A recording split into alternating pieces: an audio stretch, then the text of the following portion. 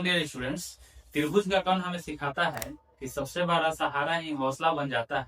जैसे Pythagoras theorem में ए square plus B square बराबर सी स्क्वायर होता है, वैसे ही हमारे रियल लाइफ में मेहनत प्लस लगन बराबर सफलता होता है। तो चलिए एक आज हम लोग त्रिभुज का ही ट्राइंगल का ही एक थ्योरम को प्रूव करने जा रहे हैं जिसका नाम है थेल्स थ्योरम।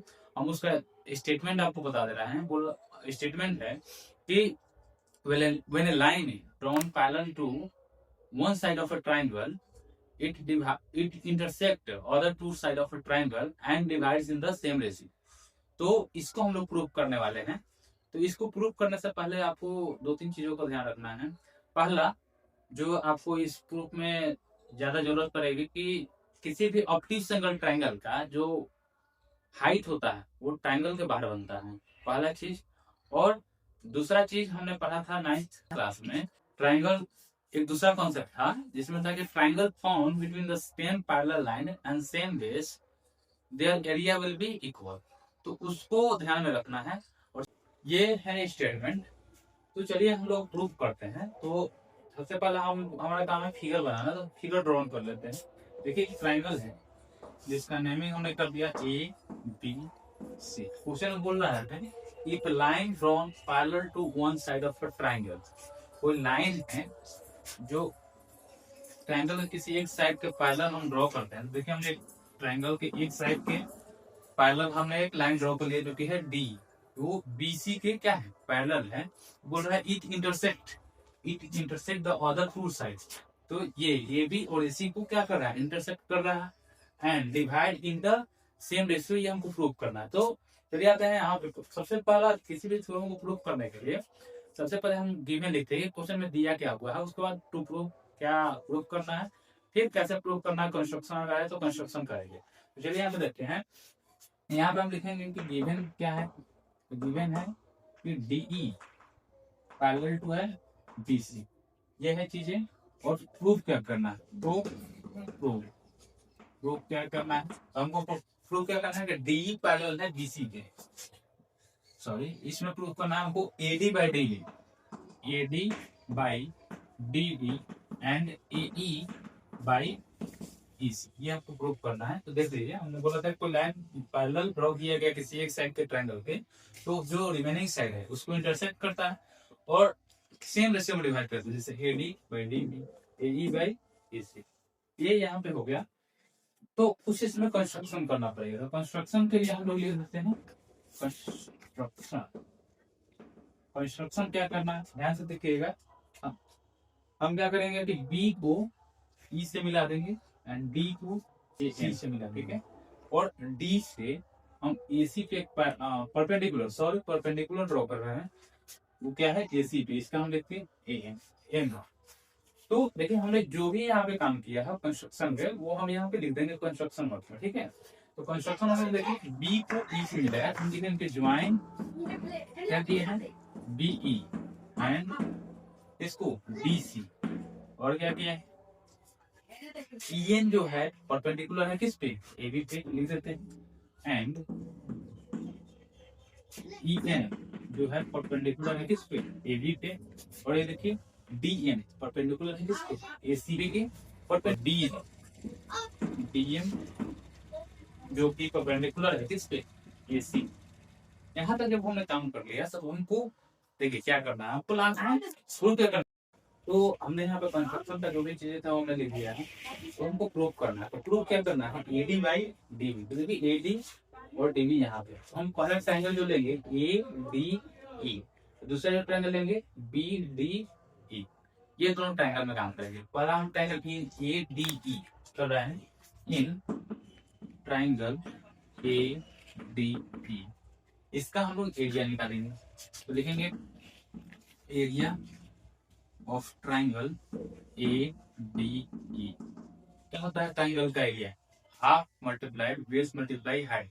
देखिए half multiply base A D E के लिए क्या हो जाएगा, ए डी। और हाइट क्या हो जाएगा, हाइट आपका ये हो जाएगा ई एन, ठीक है। तो हम लिख दे रहा है ई एन, इक्वेशन 1 कर दे रहे हैं। फिर ए डी तो हमको लगा तो प्रूव करके एडी बाई डी से एडीई ट्रायंगल लगी। अब दूसरा ट्रायंगल लेंगे बी डी ई, तो लिखेंगे in triangle B D E, इसमें एरिया निकालेंगे, area of triangle B D E क्या होता है, half multiply base multiply height, तो हाफ मल्टीप्लाई बेस क्या है इसका डीबी, डीबी हो गया। और हाइट क्या है, हाइट देखिए हमने तभी बताया था स्टार्टिंग में ही वीडियो के कि किसी भी ऑब्ट्यूज सिंगल ट्रायंगल का जो हाइट होता है उसके बाहर बनता है। ये एक ट्रायंगल है बी डी ई जिसका जो कि एक ऑब्ट्यूज सिंगल ट्रायंगल है, क्यों, क्योंकि एक एंगल जो है ना इसका ये जो है 90 से अधिक बन रहा है, तो ये ऑब्ट्यूज सिंगल ट्रायंगल है। और इसका हाइट जो हो जाएगा क्या हो जाएगा ई एन, यहाँ पे लिख दे रहे हैं ई एन इक्वेशन 2। अब क्या करेंगे, इक्वेशन 1 और इक्वेशन 2 को डिवाइड करेंगे। इक्वेशन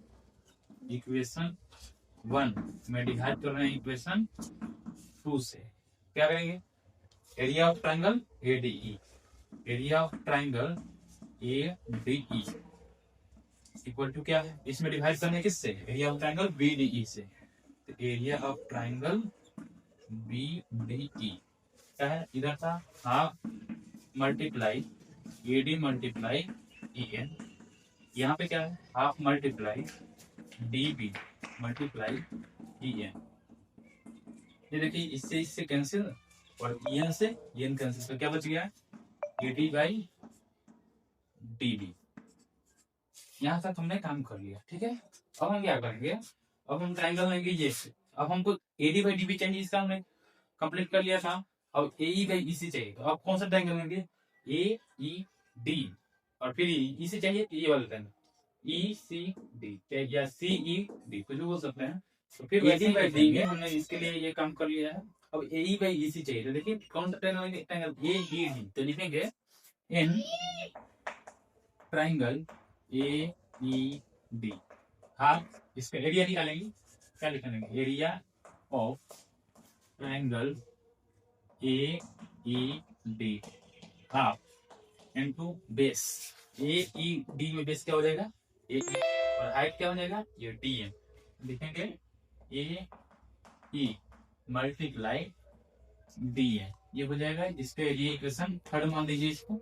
फिर अब हम कौन सा लेंगे ट्रायंगल सी ई डी, लिखेंगे area of triangle, area of triangle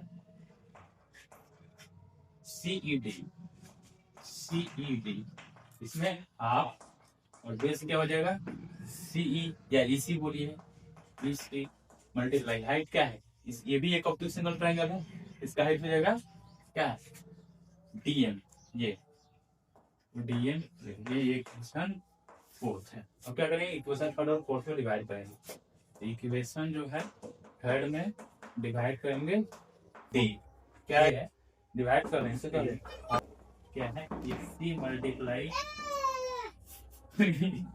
DM है, ये है कैंसिल कैंसिल, यहाँ पे ए बाई ई, यहाँ पे हमने सॉल्व कर लिया कि इसका ऐसा मेरा A D by D B, और यहाँ पे आए ए by E C.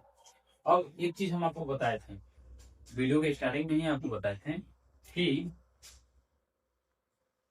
Triangle form between same parallel line and same base, their area will be same, ठीक है। ये हमने एक थ्योरम पढ़ा है क्लास 9 में, जिसका हम लोग यूज करने वाले हैं। देखिए कहाँ पे यूज करेंगे, यहाँ पे। ये जो है पैरेलल लाइन है, डी पैरेलल है किसके, बीसी के।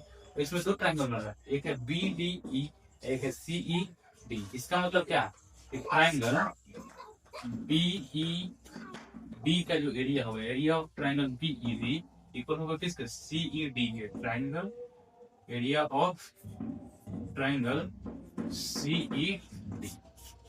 यहाँ पे हमने ये चीज लिख लिया। अब देखिए हमको प्रूफ की तरफ जाना है। तो यहाँ पे है area of triangle A D E by area of triangle B D E, इसका जब हमने सॉल्व किया था तो क्या आया है, A D by D B. ठीक है, ये सॉल्व करने में आया था A D by D B. अगर आगे चला जाए तो area of triangle A D को छोड़ देते हैं, area of triangle A D E रहने देते हैं। नीचे देखिए ये बी डी ई एरिया हमने यहाँ पे लिखा है क्या, सी डी के इक्वल होता है। कैसे हमने लिखा, क्या लिखा था कि the area of a triangle which has been formed between the same parallel line and same base, their area will be equal, है ना। यही बोला था कि the triangle formed between the same parallel line and same base, their area will be equal। तो ये देखिए ये पैरेलल लाइन है, ये पैरेलल लाइन, इसके बीच में दो ट्रायंगल थे, ये और ये। तो बी डी ई ट्रायंगल और सी ई डी ट्रायंगल, ये दोनों का एरिया क्या होगा, इक्वल होगा। पूरा में क्लास 9 का यहाँ से हमने ये नोट कर लिया। तो हम क्या, area of triangle B D E के जगह पे बी ई डी बोलिए, बी डी ई बोलिए, यहाँ पे बी डी ई कर लीजिए अगर बी डी ई है तो बी डी ई के जगह पे हम सी ई डी कर सकते हैं। C E D B D E, area of triangle B D E किसके इक्वल है, area of triangle C E D के। हम लिख रहे हैं कि एरिया ऑफ ट्रायंगल, ये बी डी ई की जगह हम लिख रहे हैं area of triangle C E D. और देखें ये डी ई और ट्रायंगल सी ई डी का रेशियो जो हम निकाले ऊपर निकाले हैं, ए ई डी और सी ई डी का रेशियो क्या है, ए E by E C, A E by E सी, ये आया। तो हमने क्या प्रूव तो कर दिया ना, A D by D B है equal to A E by E C है, ये प्रूव हो गया।